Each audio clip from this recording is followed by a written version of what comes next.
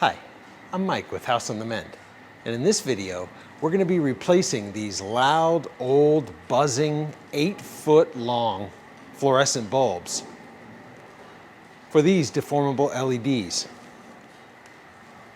So let's get going. If you break it, he will fix it. If you buy it, he will build it. House on the Mend. So in this garage we have 8-foot long fluorescent ballasts, and each ballast contains 2 8-foot long fluorescent bulbs. And the thing about this garage is that the peak is 17 feet high. Originally this garage was designed to be a basketball court where you could pull out the vehicles. There would be a basketball hoop over against this wall, and the homeowners designed it to just be a fun place to play ball. That never came to fruition, and the byproduct of such a high ceiling is that the homeowner hasn't been able to do any maintenance over the years. This is a pretty gentle slope on this peak, and so there's no place to rest a ladder against to get up there and handle those 8-foot long fluorescent bulbs. And so over the years they've come to various states of disrepair. There's only a few that are working properly. The rest of them, the bulbs are burned out and or the ballasts inside are worn out and need to be replaced. But when you turn these lights on, as you can hear, they are really loud.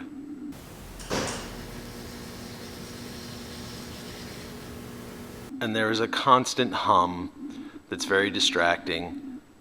And the homeowner wants to make a change from this older, flickering, loud technology to these new LED lights. And that's what we're going to do today. Now, to get this job done, since we can't use the ladder, we're going to have to rent some scaffolding. And we're going to set that up now and get to work. I'm gonna find me a new way to light up an old flame. With a little bit of luck and a hug, there's gonna be a big change. I got a strong desire to start the kind of fire that'll burn to a pouring rain. I'm gonna find me a new way to light up an old flame.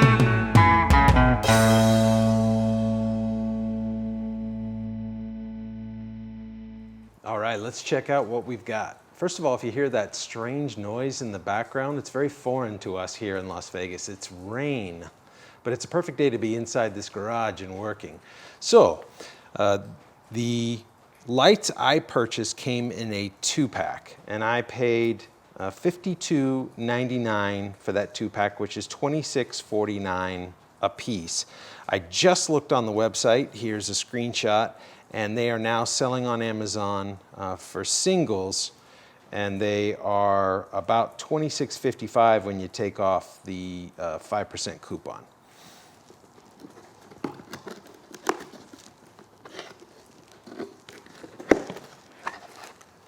All right. So we got some nice bubble wrapping, and then we've got our 2 lights here, one right side up, the other one upside down. And here's what they look like, just like the images you see in the Amazon guide. You've got the aluminum heat sinks that look very much like a transformer head. All the LED lights inside of those, completely movable. And on the back side here, you have the regular socket for a light bulb. It's going to fit right into one of these Legrand standard socket fixtures. All right, let's talk about the performance of these bulbs as compared to the ones that are in it now. Here's a picture of the Philips T12 fluorescent bulbs that are inside these ballasts right now. There are 16 of them, each one 75 watts. So that's a total of 1,200 watts that's cranking out to light this garage. When we're done, we're gonna have 8 of these LEDs at 60 watts each. That's only 480 watts, so a huge savings in power consumption. Now the lumens is a slightly different story. Each one of the T12 8-foot fluorescent lights puts out 4650 lumens, and there's 16, and when they were all functioning, then they would have been putting out about 74,400 lumens. It's nowhere near that in here right now because so many of them are burned out and the ballasts are bad. But nonetheless, quite a bit of brightness when they were originally installed. These LED lights, each one puts out 6,000 lumen, so there's 8 of them, that's 48,000 lumen. That's still going to be pretty great. As far as the Kelvin rating, the Philips T12 are 5,000 Kelvin and the LED bulbs are 6,000 Kelvin. So both of them are pretty white.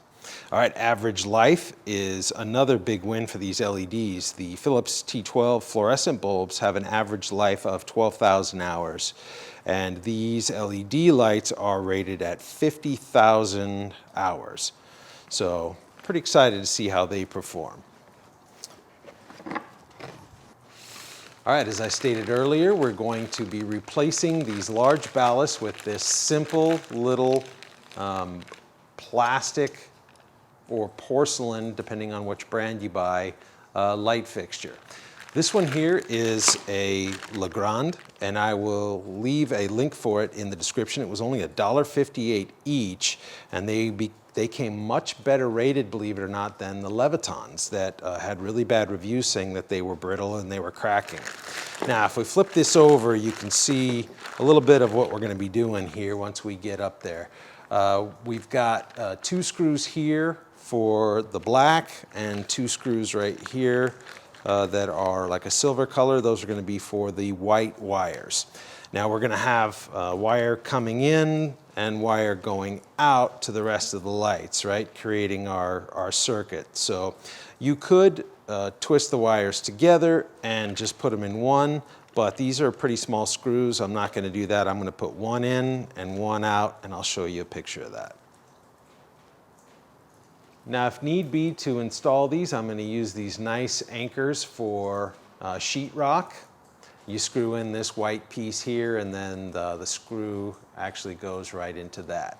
I might just use regular old sheetrock screws if they hold well, but I've got these just in case.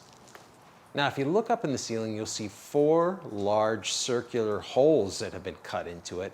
And that is where speakers were supposed to be installed. Nowadays with Bluetooth technology, you don't really need that. So while we're up there, I'm going to go ahead and patch those with this bit of Kydex. I have several pieces of this white Kydex from some old holster making projects that I used to do. Had it on hand, so I cut it down to 12 by 12 squares, and we're going to cover those holes while we're up there on the scaffolding to get rid of those large unsightly holes.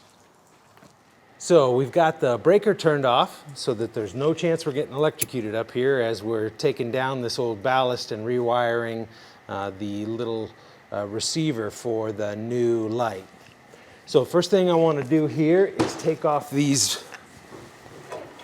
big long bulbs, and they're just kind of spring loaded in there.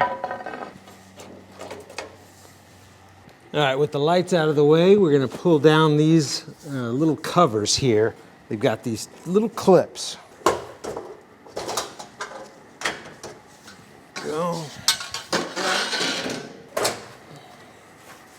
All right, and that exposes all the original wiring here. Now we can start removing the screws, holding this light up.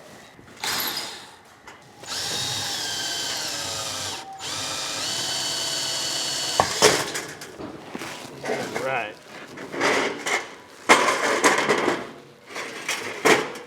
Slide that out of the camera view.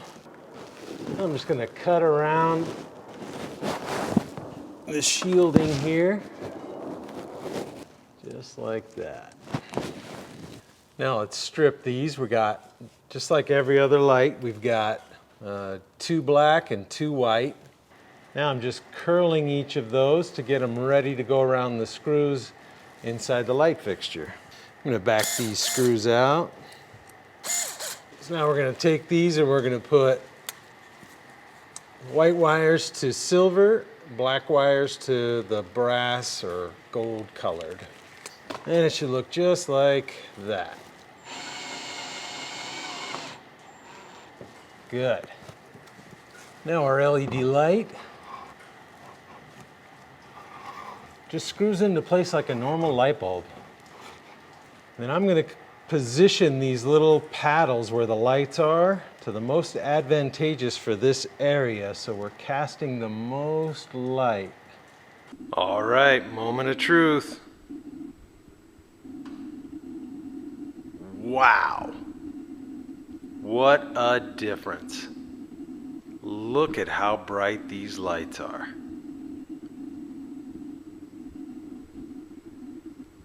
Just an amazing transformation.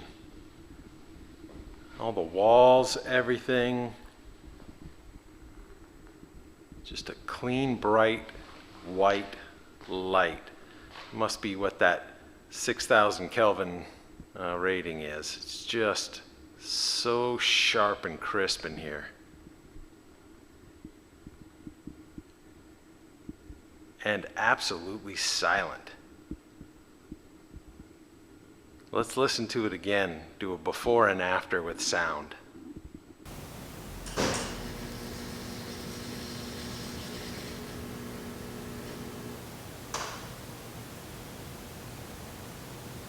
Something also fun is these lights are hooked up to a Leviton smart switch. Alexa, turn off the garage lights.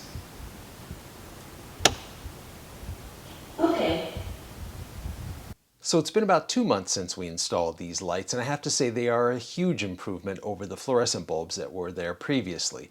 Also quite a value when you consider the cost of replacing the ballasts and the bulbs on every one of those broken down fluorescent lights. The lighting they put out is very pleasing to the eye, and even if you go from dark to full light, there really is no eye pain, which was surprising to me. Now, as I looked over the box, I found there is no mention of a brand name anywhere. So these lights are quite likely mass-produced in China and then sold on websites such as Alibaba to anyone who wants to distribute them on places like Amazon or other forums. And if you're wondering whether or not they're dimmable, I searched the box and the pamphlet inside and found no mention of it anywhere.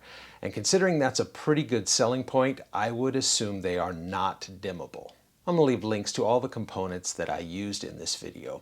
Now, full disclosure, these are affiliate links, so if you click on them and end up making a purchase, it won't cost you anything, but I do get a small reward at the end of the month. It helps to justify the cost and the time it takes to make these videos. I'd love to hear your thoughts and be happy to answer any of your questions in the comment section below. Until next time, thank you for watching.